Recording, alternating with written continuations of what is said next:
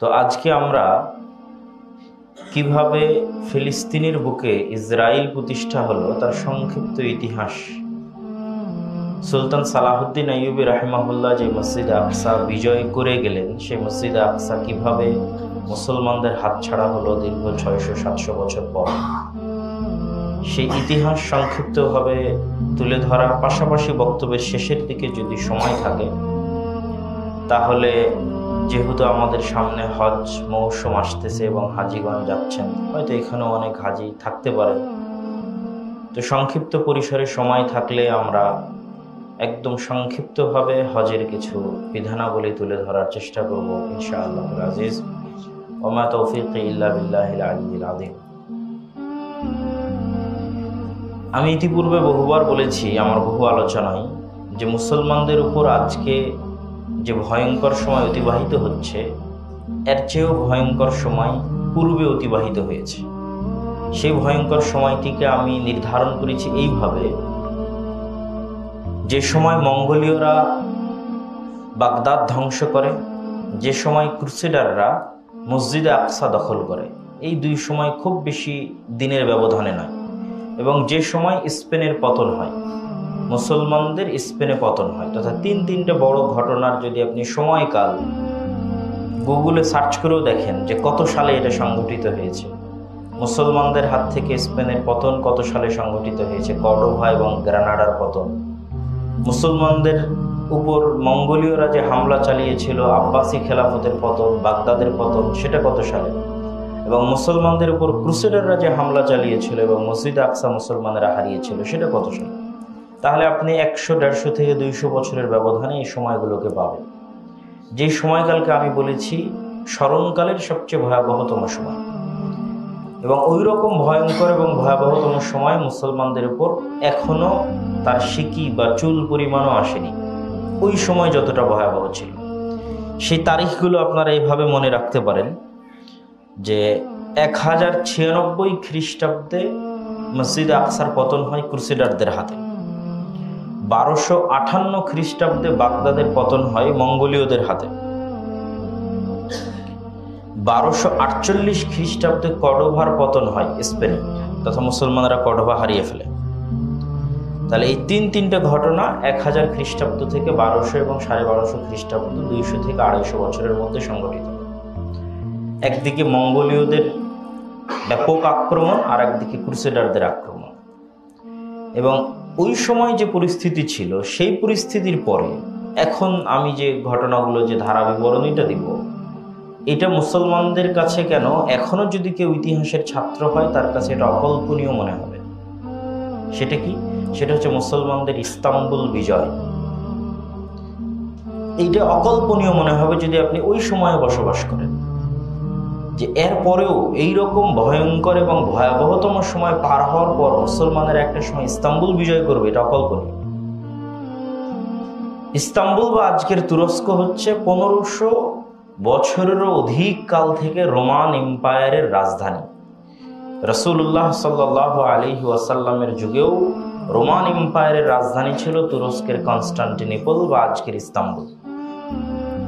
এবং যেই মুহূর্তে মুসলমানেরা ক্রুসেডের যুদ্ধ লড়তেছে, ওই মুহূর্তে ক্রুসেডারদের হেডকোয়ার্টার হচ্ছে তুরস্কের রাজধানী কনস্টান্টিনোপল। তাহলে এইরকম একটা ভয়ঙ্কর এবং ভয়াবহতম সময় পার করার পর মুসলমানেরা ইস্তাম্বুল বিজয় করবে, এটা অসম্ভব, এটা অকল্পনীয়। কিন্তু যেই দিন বাগদাদের পতন হয় মঙ্গোলীয়দের হাতে, ওই সময়ই আল্লাহ সুবহানাহু ওয়া তাআলা মুসলমানদের দীর্ঘকাল ব্যাপী যেটা সীমানা ছিল, যেই সীমানা মুসলমানেরা হাজারো বছরে অতিক্রম করতে পারেনি, আবু আইয়ুব আল আনসারী থেকে নিয়ে শুরু করে রাদিয়াল্লাহু তাআলা আনহু, উমাইয়া শাসনামল থেকে শুরু করে নিয়ে আব্বাসী শাসনামল থেকে শুরু করে নিয়ে ওই সীমানা মুসলমানেরা কখনোই অতিক্রম করতে পারেনি। সেটা হচ্ছে সিরিয়া এবং তুরস্কের বর্ডার। এই বর্ডারই মুসলমানদের শেষ সীমানা। এরপরে আর কখনো মুসলমানেরা অগ্রগামী হতে পারে না হাজার বছরে।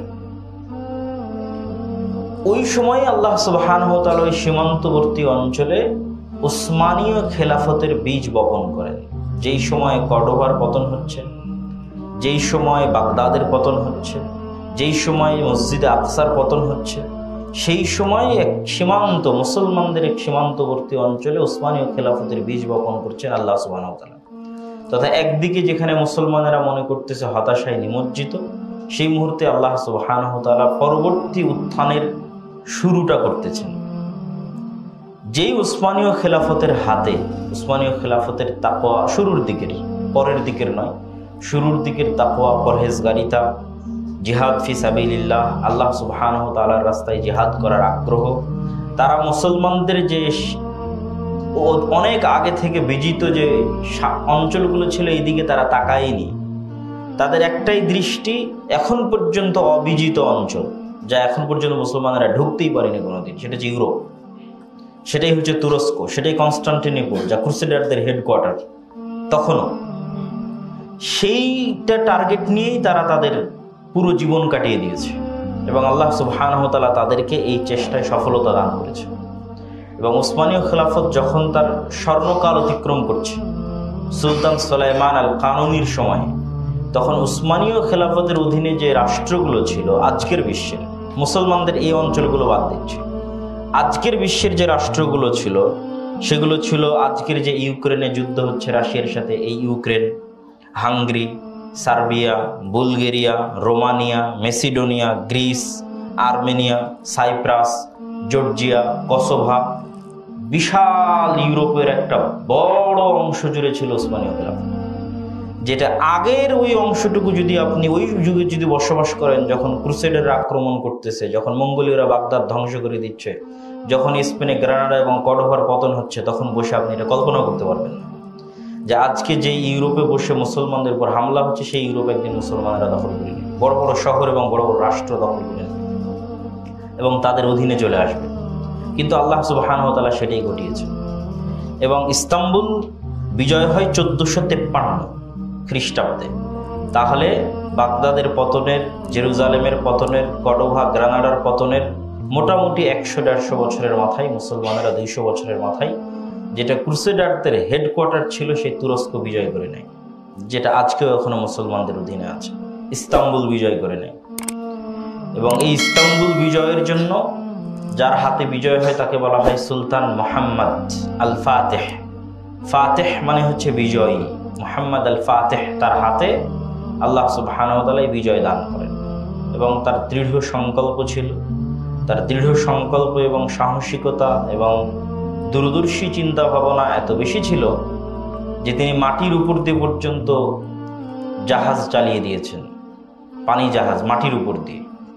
বসফরাস প্রণালী থেকে 70-এর অধিক জাহাজ উঠিয়ে নিয়ে গোল্ডেন হর্নে নামিয়ে দিয়েছেন। প্রায় 3 থেকে 4 মাইলের মতো রাস্তা মাটির উপর দিয়ে জাহাজ চালিয়েছেন, কাঠ দিয়ে, কাঠের উপর তেল দিয়ে, সেই যুদ্ধে বিজয়ের সময়। এবং এটা একটি অবিস্মরণীয় এবং অকল্পনীয় ঘটনা ছিল মুসলমানদের হাতে ইস্তাম্বুলের বিজয়, যা কখনো মুসলমানেরা ভাবতে পারেনি যে এই পরিবেশের পরেও এরকম বিজয় আসতে পারে। তো কেন আমি এই সংক্ষিপ্ত আলোচনা এখানে তুলে ধরলাম?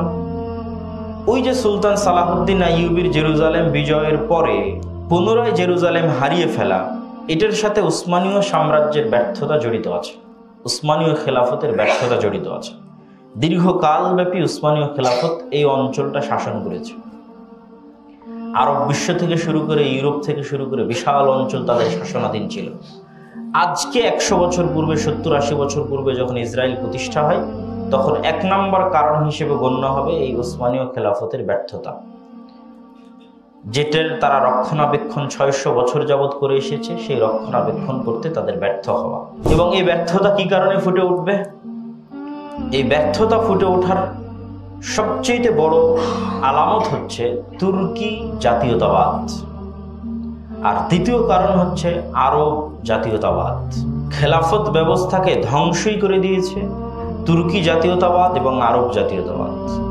কেউ যদি খেলাফত ব্যবস্থা ধ্বংসের জন্য শুধু আরবদের দোষ দেয়, তাহলে এটা ভুল হয়। খেলাফত ব্যবস্থা ধ্বংসের জন্য আরবরা যতটা না দায়ী, তার চেয়ে 1000 গুণ, 100 গুণে বেশি দায়ী তুর্কি জাতীয়তাবাদ। উসমানীয় খেলাফতের শেষ আমলে একদল আধুনিক তরুণ, যাদের অন্যতম একজনকে আপনারা অনেকেই চিনবেন, মোস্তফা কামাল পাশা, একদল আধুনিক তরুণ যারা তুর্কি জাতীয়তাবাদের এই থিওরিতে ফরাসি বিপ্লব কর্তৃক প্রভাবিত হয়ে, ফরাসি দার্শনিকদের দর্শনে প্রভাবিত হয়ে তুর্কি জাতীয়তাবাদের মতবাদে বিশ্বাস স্থাপন করে যে আমরা হচ্ছে তুর্ক এবং আমরা শ্রেষ্ঠ। ইসলাম বা মুসলমান হিসেবে কোনো কথা নয়। আরবি ভাষাকে নিষিদ্ধ করে তার জায়গায় তুরস্কের ভাষা চালু করা, সকল ক্ষেত্রে তুরস্ক বা তুর্ক ভাষার প্রাধান্য, এই যে জাতীয়তাবাদের বিষ বাষ্প, যখন তুরস্কে এই জাতীয়তাবাদের বিষ বাষ্প প্রবেশ করে তখন তার বিপরীত প্রতিক্রিয়া হিসেবে স্বাভাবিকভাবে আরব জাতীয়তাবাদের প্রবেশ করে। যতদিন আপনি ইসলাম এবং আল্লাহ সুবহানাহু ওয়া তাআলাকে সামনে রেখেছেন ততদিন সবাই আপনাকে ভালোবেসেছে, সম্মান করেছে। যখন আপনি ইসলাম এবং আল্লাহ সুবহানাহু ওয়া তাআলার এই যে সকলকে এক রাখার যে মূলনীতি, এইটাকে সংকীর্ণ করে তুর্ক জাতীয়তাবাদকে প্রমোট করবেন বা তুর্ক জাতীয়তাবাদের অধীনে চলে যাবেন, তখন স্বাভাবিকভাবেই আরবরা আপনার বিদ্বেষী হবে এবং তারা বলবে আমি তোমার চেয়ে শ্রেষ্ঠ, তুমি কে? তখন আরব জাতীয়তাবাদের উত্থান হয়। একদিকে আরব জাতীয়তাবাদের উত্থান আর একদিকে তুর্ক জাতীয়তাবাদের উত্থান। ঠিক এই সময় সংঘটিত হয় প্রথম বিশ্বযুদ্ধ 1914 সালে। এই প্রথম বিশ্বযুদ্ধে উসমানীয় খেলাফত যে অংশের সাথে যুক্ত হয় সেই অংশই পরাজিত হয় প্রথম বিশ্বযুদ্ধে। আর ব্রিটেন আরব কান্ট্রিগুলোকে ওয়াদা দেয়, যেমন শরীফে মক্কাকে ওয়াদা দেয়, যেহেতু আগেই তুর্ক জাতীয়তাবাদ এবং আরব জাতীয়তাবাদের বিষ বাষ্প জ্বালিয়ে দেওয়া হয়েছে, সুতরাং কেউ আর কাউকে সহ্য করতে পারে না। তুর্করা আরবদেরকে সহ্য করতে পারে না, আরবরা তুর্কদেরকে সহ্য করতে পারে না। আরবরা মনে করে যে আমরা তাদের অধীনস্থ, আর তুর্করা মনে করে আমরা ওদের কৃষ্টি কালচার নিয়ে আছি, আরবদের কৃষ্টি কালচার নিয়ে আছি, আরবদের ভাষা নিয়ে আছে। আমাদের ভাষা কেন আরবি হবে? আমাদের রাষ্ট্র কেন আরবিতে চলবে? তুর্ক ভাষায় চলবে। তো আগে থেকেই যে বিষ বাষ্প জ্বালিয়ে দেওয়া ছিল, এই বিষ বাষ্পে ব্রিটেন ওয়াদা করে যে তোমরা যদি এই প্রথম বিশ্বযুদ্ধে আমাদের সঙ্গী হও তাহলে তুর্কদের হাত থেকে মুক্ত করে তোমাদেরকে আরব দিয়ে দেব, পরিপূর্ণ আরব তোমাদেরকে দিয়ে দেওয়া হবে। এই জায়গায় ব্রিটেন বিশ্বাসঘাতকতা করে আরব দেশগুলোর সাথে। যখন প্রথম বিশ্বযুদ্ধে উসমানীয় খেলাফতের পতন হয় তখন ব্রিটেনের ওয়াদা অনুযায়ী পুরো আরব অঞ্চল মুসলমানদের দিয়ে দেওয়ার কথা, কিন্তু ব্রিটেন তার সঙ্গী সাথীদের সাথে গোটা আরব অঞ্চল ভাগ করে নেয়। সিরিয়া, জর্ডান, লেবানন ভাগ করে নেয়, ফিলিস্তিনও সেই ভাগে পড়ে। পরবর্তীতে ধীরে ধীরে অন্যান্য দেশগুলো স্বাধীনতা লাভ করেছে, যেমন আমরা ব্রিটেনের কাছ থেকে স্বাধীনতা লাভ করেছি। ওই একই সমসাময়িক সময় প্রথম বিশ্বযুদ্ধ থেকে দ্বিতীয় বিশ্বযুদ্ধের এই সময়টাই হচ্ছে ইসরায়েল প্রতিষ্ঠার মূল সময়। তো আমরা যেমন ব্রিটেনের কাছ থেকে স্বাধীনতা লাভ করেছি, এরকম আরো বহু আরব দেশ, সিরিয়া, মিশর, তারাও স্বাধীনতা লাভ করেছে ব্রিটেন অথবা ব্রিটেনের অন্যান্য সহযোগী উপনিবেশিক দেশের কাছ থেকে। কিন্তু ফিলিস্তিনের ভাগ্যে কি হয়েছে? যখন আরব মুসলমানেরা বুঝতে পারে যে ব্রিটেন তাদের সাথে বিশ্বাসঘাতকতা করেছে, তখন দ্বিতীয় বিশ্বযুদ্ধের সময়ে আরব মুসলমানেরা সেভাবে ব্রিটেনের সাথ দেয়নি। দ্বিতীয় বিশ্বযুদ্ধ 1938 সালে শুরু হয়। তখন আরব মুসলমানেরা ব্রিটেনের সেভাবে সঙ্গী বা সাথী হওয়ার চেষ্টা করেনি, কিন্তু তার বিপরীতে ইহুদিরা ব্যাপকভাবে ব্রিটেন এবং আমেরিকার সহযোগিতা করেছে, যুদ্ধে অংশগ্রহণ করেছে। ইহুদিদের সম্পূর্ণ আলাদা প্লাটুন ছিল দ্বিতীয় বিশ্বযুদ্ধে ব্রিটেনের পক্ষে লড়াই করার জন্য। এবং দ্বিতীয় যুদ্ধের সবচেয়ে যে ভয়ঙ্কর ঘটনার কারণে ইসরায়েলের তৈরি হয় সেটি হচ্ছে হিটলারের ইহুদিদের প্রতি অত্যাচার। হিটলার কয়েক লক্ষ ইহুদিকে হত্যা করে জার্মানে, এবং জার্মান থেকে স্রোতের মতো ইহুদিরা শরণার্থী হিসেবে বিভিন্ন দেশে পাড়ি জমান। তখন আমেরিকা এবং ব্রিটেনের মাথা ব্যথা হয়ে দাঁড়ায় যে এই ইহুদিদেরকে তারা কোথায় জায়গা দেবে। তারা এই বিষ বাষ্প তাদের গায়ে, তাদের শরীরে উঠাতে চায়। কেননা পৃথিবীর ইতিহাসে কখনোই, এই শতাব্দীর আগে পৃথিবীর ইতিহাসে কখনোই ইহুদি খ্রিস্টানে ঐক্য হয়নি, বরং ইহুদি মুসলমানে ঐক্য হয়েছে। কিভাবে? আপনি যদি উসমানীয় খেলাফতের ইতিহাস ঘাটেন তো দেখবেন গোটা ইউরোপে ইহুদিরা অত্যাচারিত হয়ে উসমানীয় খেলাফতে আশ্রয় নিয়েছে। আপনি যদি স্পেনের ইতিহাস ঘাটেন তাহলে দেখবেন ফ্রান্স, জার্মান ইত্যাদি জায়গায় অত্যাচারিত হয়ে স্পেনের খেলাফতে ইহুদিরা আশ্রয় নিয়েছে। তথা সবসময় ইহুদিদের উপর অত্যাচার করেছে খ্রিস্টানেরা। কেননা তাদের এটা বিশ্বাস যে তাদের নবীকে কে হত্যা করেছে? ইহুদিরা হত্যা করেছে। যদিও আমরা বিশ্বাস করি ঈসা আলাইহিস সালাতু ওয়াস সালাম নিহত হননি, জীবিত আছেন, কিন্তু যেহেতু খ্রিস্টানরা বিশ্বাস করে তাদের নবী নিহত এবং তাদের নবীর হত্যাকারী ইহুদি, সুতরাং তাদের মধ্যে কখনোই ঐক্য হতে পারে, এটা ইম্পসিবল। এই ইম্পসিবল জিনিসটাই এই যুগে এসে সম্ভব হয়েছে। এবং এই দীর্ঘকালব্যাপী ইহুদিরা বিভিন্ন অঞ্চলে নির্যাতিত হয়ে মুসলমানদের কাছে আশ্রয় নিয়েছে এবং মুসলমানের আশ্রয় দিয়েছে। এটা আপনি ইতিহাসের পাতা খুললেই পাবেন যে মুসলমানের আশ্রয় দিয়েছে। এই জন্য ব্রিটেন আর আমেরিকা কখনোই চায়নি যে এই বিষ বাষ্প তাদের ঘাড়ে নিয়ে যেতে।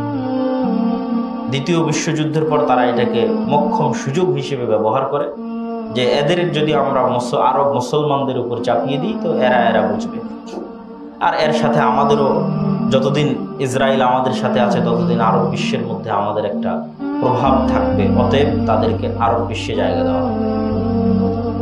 তো প্রথম বিশ্বযুদ্ধের পর যেই ঘোষণা ব্রিটেন দিয়েছিল, যেটাকে বেলফোর ঘোষণা বলা হয় 1917 সালে, সেই ঘোষণার পর থেকে নিয়ে ব্রিটেন ফিলিস্তিন ছাড়ার আগ পর্যন্ত মনে রাখতে হবে যে আগে এই ফিলিস্তিনের অধিকারী ছিল তুর্করা।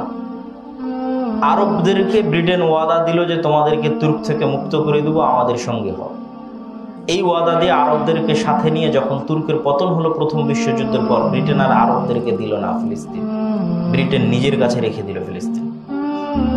এবং ব্রিটেন এই ফিলিস্তিন ছাড়লো দ্বিতীয় বিশ্বযুদ্ধের পর। যেমন দ্বিতীয় বিশ্বযুদ্ধের পর আমাদেরকে ছেড়ে দিয়েছে ব্রিটেন, 1947 সালে ভারত পাকিস্তান স্বাধীন হয়েছে, ঠিক একই সময়ে 1948 সালে তারা ফিলিস্তিন ছেড়েছে। তাহলে এই মধ্যের সময়টুকুতে এই ফিলিস্তিন পরিচালিত হয়েছে ব্রিটেনের অধীনে, প্রথম বিশ্বযুদ্ধ থেকে নিয়ে দ্বিতীয় বিশ্বযুদ্ধের মধ্যে। এবং এই সময়ে যত রকমের বিশ্বাসঘাতকতা, সকল বিশ্বাসঘাতকতা ব্রিটেন মুসলমানদের সাথে করেছে তথা ফিলিস্তিনের মুসলমানদের সাথে করেছে। এবং 1947-48 যখন তারা ঘোষণা দিল, তখন 10% ইহুদির জন্য অর্ধেক ফিলিস্তিনের জমি বরাদ্দ দিয়ে দিল, দ্বিজাতি তত্ত্ব। ব্রিটেন নিজে থেকে এটা করেনি, ব্রিটেন বুদ্ধি করে এটা জাতিসংঘের উপর চাপিয়ে দিয়েছে। তখন জাতিসংঘ সমাধান দিয়েছে 2 রাষ্ট্রের জন্য 2টা দেশ করে দেওয়া হবে। তো যাদের সংখ্যা অল্প তাদের জায়গা দিতে হবে অল্প, কিন্তু যাদের সংখ্যা মাত্র 10% তাদের জন্য জায়গা দিল অর্ধেক, আর যাদের সংখ্যা 90% তাদের জন্য জায়গা দিল অর্ধেক। হয়তো তখন আরবের মুসলমানেরা এই সিদ্ধান্ত মেনে নিতে পারত। তখন এই সিদ্ধান্ত মেনে নিলে কি হতো আল্লাহ ভালো জানে। যেমন আমরা ব্রিটেনের সিদ্ধান্ত 1947 সালে মেনে নিয়েছি। পাকিস্তানের মতো বাংলাদেশ, বাংলাদেশের মতো ভারত, ভারতের মতো আছে। তো 1947-48 জাতিসংঘ যে সিদ্ধান্ত দিল, এই সিদ্ধান্ত আরব মুসলমানেরা মানেনি। কিন্তু না মেনে আজ পর্যন্ত তারা ভালো কিছু করতেও পারে, বরং যত দিন গেছে তত পিছনে যেতে থেকেছে, তাহলে ওই সময় আরব মুসলমানেরা এই সিদ্ধান্ত না মেনে হুট করে যুদ্ধ শুরু করে ইসরায়েলের বিরুদ্ধে, যেটাকে বলা হয় আরব ইসরায়েল প্রথম যুদ্ধ। যখন জাতিসংঘ এই সিদ্ধান্ত দেয়, তখন এই সিদ্ধান্তের বিরুদ্ধে গিয়ে যুদ্ধ শুরু করে। এই সিদ্ধান্ত মানা হয়নি, না মেনে যুদ্ধ শুরু হয়। আর এই যুদ্ধই ইসরায়েলকে প্রতিষ্ঠা হওয়ার মোক্ষম সুযোগ দেয়। কেন? আমি আবারও স্মরণ করিয়ে দিই, প্রথম বিশ্বযুদ্ধ থেকে নিয়ে দ্বিতীয় বিশ্বযুদ্ধ 1917 থেকে নিয়ে এই 47-48 পর্যন্ত এই অংশটা শাসন করেছে ব্রিটেন। সুতরাং তখন ইহুদির কাছেও কোনো অস্ত্র নাই, মুসলমানের কাছেও কোনো অস্ত্র নেই, কারো কাছেই কোনো অস্ত্র নেই। নিরস্ত্রবিহীন অবস্থায়, যেহেতু তারা সাধারণ জনগণ, পাবলিক। ইহুদিরাও আগে থেকে বসবাস করতো, খ্রিস্টানরাও আগে থেকে বসবাস করতো। হিটলারের অত্যাচারে আরো বহু ইহুদি এখানে এসে জমা হয়েছে, তাদের সংখ্যা একটু বেশি হয়েছে এই মাত্র। পাশাপাশি তারা অর্থকে ব্যবহার করেছে, যেই যতটুকু সংখ্যা বেশি হয়েছে অতটুকু সংখ্যা প্রচুর পরিমাণ অর্থায়নের ভিত্তিতে জমি কিনেছে মুসলমানদের কাছে। এটা আর একটা কারণ ইসরায়েল প্রতিষ্ঠা হওয়ার, প্রচুর পরিমাণে জমি ক্রয় অল্প সময়ের মধ্যে ওই সময়। তো এখানে যেটা বলতে চাচ্ছি সেটা হচ্ছে কি, নিরস্ত্র ছিল সবাই, কিন্তু যখন আরব এবং ইসরায়েল যুদ্ধ শুরু হলো, তখন ইসরায়েল অস্ত্র পাওয়ার একটা বাহানা তার জন্য তৈরি হয়ে গেল। এবং আগের থেকেই যে সন্ত্রাসী জঙ্গি গোষ্ঠীগুলো ইসরায়েলের মধ্যে ছিল, যারা হয়তো কখনো প্রকাশ্যে আসেনি কিন্তু গোপনে অস্ত্রের ট্রেনিং নিত, গোপনে জঙ্গিবাদ এবং সন্ত্রাসের ট্রেনিং নিত ব্রিটেনের অধীনেই, সেই গোষ্ঠীগুলো প্রকাশ্যে আসার সুযোগ পেল, প্রকাশ্যে এসে তারা অস্ত্র ধারণ করার সুযোগ পেল এবং আমেরিকার নিকট থেকে বাঁচার জন্য সহায়তা চাওয়ার সুযোগ পেল। এবং এই সহায়তা নিতে নিতে আজকে ইসরায়েলের যে অবস্থা, সে অবস্থা তো আমরা দেখছি। কিন্তু যখন শুরু হয় তখন নিরস্ত্র অবস্থায় শুরু হয়েছে। আরব ইসরায়েল যুদ্ধে মুসলমানরা যদি জয়লাভ করতো, তাহলে হয়তো ইসরায়েল পৃথিবীর বুক থেকে মিটেই যেত সেই দিন। কিন্তু মুসলমানরা জয়লাভ করতে পারেনি। কেন? এটা একক নেতৃত্বের অধীনে কোনো যুদ্ধ ছিল না। 5-5টা দেশ এই যুদ্ধের মধ্যে অন্তর্ভুক্ত ছিল, কেউ কাউকে বিশ্বাস করত না। পরস্পরের বিশ্বাসের মধ্যে দুর্বলতা ছিল। আর কারো মাথায় এটা ছিল না যে আমাকে ফিলিস্তিন আজাদ করে দিতে হবে। যে যার মতো পেরেছে সে তার মতো নিজের জায়গা বাড়াতে থেকেছে। মিশর গাজা দখল করে নিয়েছে, সিরিয়া গোলান মালভূমি দখল করে নিয়েছে, লেবানন তার দিক থেকে জায়গা দখল করে নিয়েছে। মানে তারা তাদের মতো করে জায়গা দখল নিয়ে পরস্পরের মধ্যে দ্বন্দ্ব, মতভেদ, হিংসা, বিদ্বেষ এবং বৈরিতা তৈরি হয়। কে কার চেয়ে বেশি দখল করে নিল, কে কার চেয়ে কম দখল করে নিল। ফলত এই আরব ইসরায়েল প্রথম যে যুদ্ধ, এই যুদ্ধ দ্বিতীয় তৃতীয় কোনো যুদ্ধেই, পরপর 3টা আরব ইসরায়েল যুদ্ধ হয়, কোনো যুদ্ধেই মুসলমানেরা বা আরবরা বিজয় লাভ করতে পারেনি। কেন এই যুদ্ধগুলোর একটাও আল্লাহ সুবহানাহু ওয়া তাআলার সন্তুষ্টির জন্য একক নেতৃত্বের অধীনে সংঘটিত হয়। এই প্রত্যেকটা যুদ্ধই ছিল ব্যক্তি, দেশ এবং জাতীয়তাবাদের স্বার্থকে সামনে রেখে জাতি হিসেবে যুদ্ধ করা হয়েছে। ফলত অবস্থা যা হয়েছে, যতদিন গেছে ততদিন ইসরায়েল শক্তিশালী হতে থেকেছে আর ফিলিস্তিন সংকুচিত হতে থেকেছে। ওই সময় তাও জাতিসংঘ বলেছিল অর্ধেক তোমাদের জন্য। আর এখন তো সেই সিকি পরিমাণও নাই। একটা রাষ্ট্র নামকাওয়াস্তে একটা রাষ্ট্র প্রতিষ্ঠিত আছে, যে রাষ্ট্রের কোনো সেনাবাহিনী নেই, যে রাষ্ট্রের সকল নিরাপত্তা ইসরায়েল তার নিজের হাতে নিয়ে রেখেছে।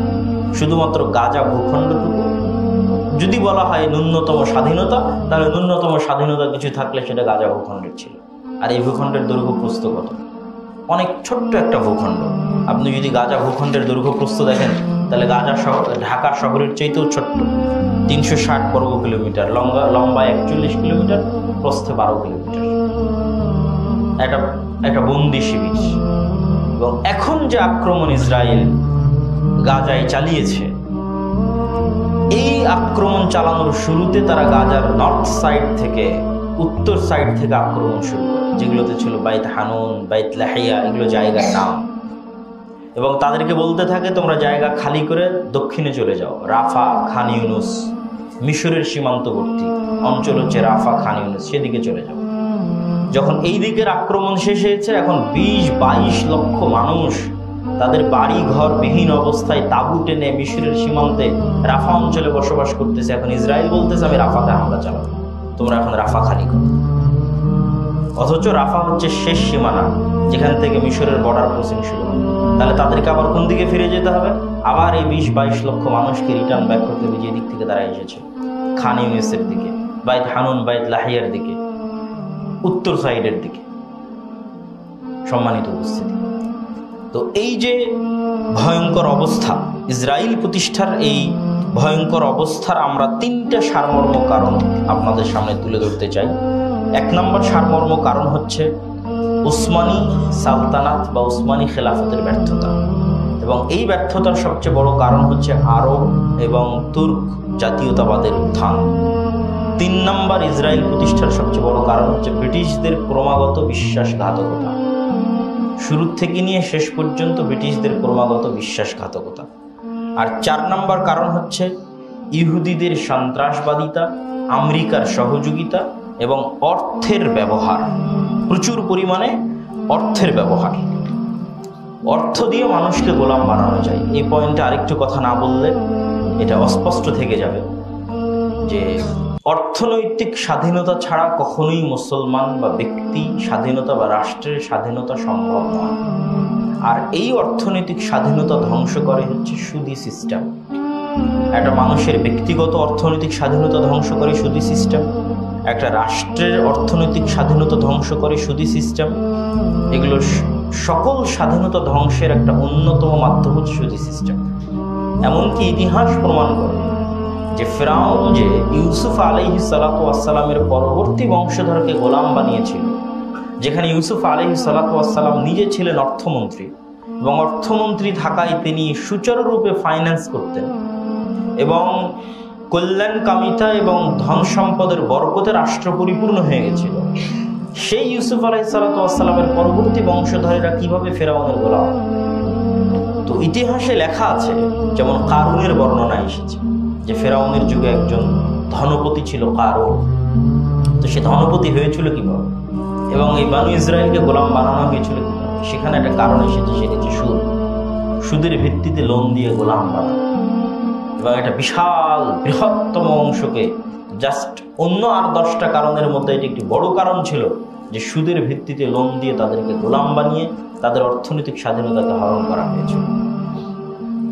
এবং আজকের বিশ্ব দ্বিতীয় বিশ্বযুদ্ধের পর থেকে নিয়ে আজ পর্যন্ত সমগ্র পৃথিবীতে যেই পরিমাণ সুদী সিস্টেম নিজাম প্রতিষ্ঠা করা হয়েছে এবং যেই পরিমাণ সুদী ব্যাপকতা প্রচলন ঘটানো হয়েছে, তা মুসলমান দেশগুলো এবং মুসলমানদের জন্য এক প্রকার পরাধীনতার একটি বড় মাধ্যম হিসেবে কাজ করেছে। যেমন ইসরায়েল প্রতিষ্ঠার ক্ষেত্রে করেছে, যেমন ফিলিস্তিন ধ্বংসের ক্ষেত্রে করেছে, তেমন আজও অব্যাহতভাবে এই কারণটি আমাদের জন্য অর্থনৈতিক গোলামি এবং অর্থনৈতিক দাসত্বের কারণ হিসেবে আমাদের কাছে থেকে যাচ্ছে এবং অব্যাহতভাবে আছে।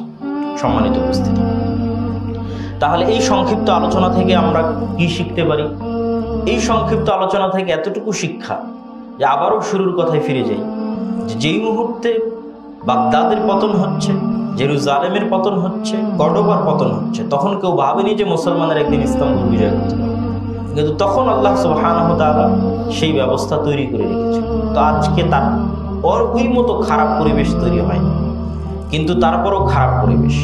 তার মানে এখানে হতাশার কিছু নয়। আল্লাহ সুবহানাহু ওয়া তাআলা অবশ্যই হয়তো একদল মানুষ যাদের অন্তর কলুষিত হয়ে গেছে, হিংসা বিদ্বেষে পরিপূর্ণ হয়ে গেছে, সত্য মিথ্যার সংমিশ্রণ ঘটেছে, যেমন আমার ছোট ভাই আব্দুর রহিম যে ত্রাণ কার্যক্রম পরিচালনা করছে ফিলিস্তিনিদের মাঝে রাফা সীমান্তে, তারও একই বক্তব্য যে আব্দুল্লাহ ভাই, তুমি যে তোমার বক্তব্যে বলো যে আজকের মুসলমানেরা ধোঁকায় মিথ্যাবাদিতাই বনী ইসরাইল হয়ে গেছে, তা আমি ত্রাণ কাজ পরিচালনা করতে এসে দেখছি যে এক মুসলমান আর এক মুসলমানের রক্ত বিক্রি করতে দ্বিধা করে না, রক্ত সম্মান ইজ্জত বিক্রি করতে দ্বিধা করে। তো যাদের অন্তর এরকম কলুষিত হয়ে গেছে তাদের দিয়ে তো আর আল্লাহ সুবহানাহু ওয়া তাআলা বিজয় দিবেন না।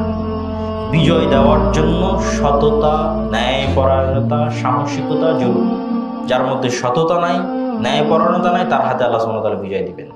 কিন্তু এরকম সৎ এবং ন্যায়পরায়ণ জাতি আল্লাহ অবশ্যই কোথাও তৈরি করছেন এবং অবশ্যই তৈরি হচ্ছে এবং হবে, যাদের হাত দিয়ে পুনরায় আল্লাহ সুবহানাহু ওয়া তাআলা মুসলমানদের এই বিপদ এবং এই জুলুম, এই অত্যাচার থেকে তাদেরকে রক্ষা করবেন, এতে সন্দেহের বিন্দুমাত্র অবকাশ নেই। আর আমাদের ভুলগুলো থেকে শিক্ষা নিই। এই ভুলগুলো থেকে শিক্ষা নেওয়ার অন্যতম একটা শিক্ষার বিষয় হচ্ছে জাতীয়তাবাদ, যা খেলাফতকে ধ্বংস করেছে, যা আজও অব্যাহতভাবে মুসলমানদেরকে ধ্বংস করতে পারে এবং করে যাচ্ছে। আমি বাংলাদেশি, অমুক পাকিস্তানি, অমুক ইন্ডিয়ান, অমুক হচ্ছে কাতারি, অমুক সৌদি, এই যে জাতীয়তাবাদের নেশা, এটাকে আল্লামা ইকবাল বলেছেন এটা হচ্ছে নতুন প্রভু বা নতুন শিরকের মূর্তি। তিনি বলেছেন আগের যুগে মূর্তি তৈরি হতো, মানুষ হাত দিয়ে মূর্তি তৈরি করে তার পূজা করত। এখন এমন একটা মূর্তি তৈরি হয়েছে যে মূর্তিকে দেখা যায় না, সেই মূর্তির নাম জাতীয়তাবাদ, আর এই মূর্তির পূজা করতেছে মুসলমানরা। এটা একটা শিক্ষা, জাতীয়তাবাদ থেকে বের হয়ে আসতে হবে। মুসলমানদের ভ্রাতৃত্বের মাপকাঠি একমাত্র তাদের ঈমান, কালেমাতুল লা ইলাহা ইল্লাল্লাহ, এই বিশ্বাসী স্থাপন করতে হবে। দ্বিতীয়ত এখান থেকে আরেকটা জিনিস যেটা শিক্ষা নিতে হবে সেটা হচ্ছে তারা হচ্ছে আউলিয়া ও বা'দুহুম আউলিয়া ও বা'জ। ইহুদি খ্রিস্টানরা হচ্ছে পরস্পরের মিত্র। তারা কখনোই আপনার প্রতি সন্তুষ্ট হবে না যতক্ষণ না আপনি আপনার দ্বীনকে তাদের জন্য বিসর্জন না দিচ্ছেন। অতএব ব্রিটেনের কথাকে বিশ্বাস করে আরবের মুসলমানেরা যে ভুল করেছে, কখনোই এই ধরনের যারা বিধর্মী আছে, যারা কন্টিনিউয়াসলি চেষ্টা করছে ইসলাম এবং মুসলমানকে দুনিয়ার বুক থেকে মিটিয়ে ফেলার জন্য, তাদের কথাকে বিশ্বাস করে তাদের প্ররোচনায় তাদের ফাঁদে পা না দেওয়া, এটা একটা চরম শিক্ষণীয় বিষয়। তৃতীয় শিক্ষণীয় বিষয় হচ্ছে আল্লাহ সুবহানাহু ওয়া তাআলা উসমানীয় খেলাফতের হাতে যে ইস্তাম্বুল বিজয় করেছিলেন, বাগদাদের পতনের পর, কর্ডোবার পতনের পর, জেরুজালেমের পতনের পর, তার সবচেয়ে বড় মূল কারণ ছিল তাদের একনিষ্ঠতা, তাদের সততা, তাদের ন্যায়পরায়ণতা। তাদের অন্তরগুলো কলুষতা মুক্ত ছিল, হিংসা বিদ্বেষ এবং নিজের ভাইয়ের রক্তে তার হাত রঞ্জিত ছিল না। আর আমাদের অবস্থা কি? আমাদের হাত এবং আমাদের জিহ্বা প্রতিনিয়ত আমাদের ভাইদের রক্তে রঞ্জিত হচ্ছে। আমার ভাই আমার জিহ্বা থেকে নিরাপদ নয়, তাহলে আমি কখনোই একজন সৎ ন্যায়পরায়ণ মুসলমান নই।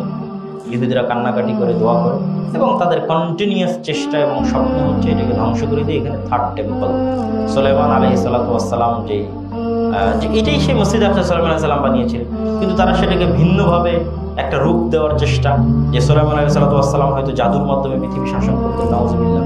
ওয়া মা কাফারা সুলাইমান ওয়ালাকিন্না শায়াতিনা কাফারু। আল্লাহ বলেছেন সুলাইমান কুফরি করেনি, সুলাইমান জাদুর মাধ্যমে পৃথিবী শাসন করতো না। সুলাইমান আল্লাহর দেওয়া মুজিজার মাধ্যমে পৃথিবী শাসন করতো, আল্লাহর দেওয়া ক্ষমতার মাধ্যমে পৃথিবী শাসন করতো। কিন্তু তারা মনে করে সুলাইমান আলাইহিস সালাম হয়তো জাদুর মাধ্যমে পৃথিবী শাসন, এটা শয়তান তাদের মনে করিয়েছে। এবং সেই জাদুবিদ্যার বইগুলো হয়তো এই মসজিদে আকসার নিচেই কোথাও সুলাইমান আলাইহিস সালাম লুকিয়ে রেখেছে। এবং আর একটা বিষয় ছিল, সেটা হচ্ছে তাবুত। সেটিও মনে করে তারা এই মসজিদে আকসার মধ্যে কোথাও আছে। তাবুত হচ্ছে মুসা আলাইহিস সালামের লাঠি এবং মুসা আলাইহিস সালামের পাথর, যেটি বহুদিন যাবৎ বানু ইসরাঈলদের সাথে ছিল এবং তারা সেটা বহন করে নিয়ে কোনো যুদ্ধে গেলে সেই যুদ্ধে তাদের বিজয় হয়ে যেত আল্লাহ সুবহানাহু ওয়া তাআলার পক্ষ থেকে বড় কথা। তো সেই লাঠি এবং সেই পাথরও তারা মনে করে এই মসজিদে আকসার নিচে আছে। আর সুলাইমান আলাইহিস সালামের সেই জাদুর বিভিন্ন বিদ্যা বই বস্তু, সেটাও হয়তো মসজিদে আকসার নিচে আছে। এটাকে ভাঙতে হবে, ভাঙলে সেগুলো উদ্ধার হলে পুনরায় তারা এখান থেকে সমগ্র পৃথিবী শাসন করতে পারবে। সুলাইমান আলাইহিস সালাম সেই থার্ড টেম্পল বানিয়ে সমগ্র পৃথিবী শাসন করতে পারবে। এটা তাদের স্বপ্ন এবং তারা এটা বাস্তবায়নের পথে কতটা কঠোর হতে পারে তা এই সংক্ষিপ্ত ইতিহাস প্রমাণ করছে। আজকের গাজার রাফায়, যেখানে সমগ্র বিশ্ব তীব্র নিন্দা করছে সাধারণ জনগণ, এমনকি হয়তো বড় বড় পরাক্রমশালী রাষ্ট্র হয়তো নিন্দা করছে যে রাফায় আক্রমণ না করা হোক, এবং লক্ষ লক্ষ খ্রিস্টান শিক্ষার্থী আমেরিকার রাস্তায়, ফ্রান্সের রাস্তায়, সমগ্র ইউরোপের রাস্তায় খ্রিস্টান শিক্ষার্থীরাই এই গণহত্যার প্রতিবাদ জানাচ্ছে।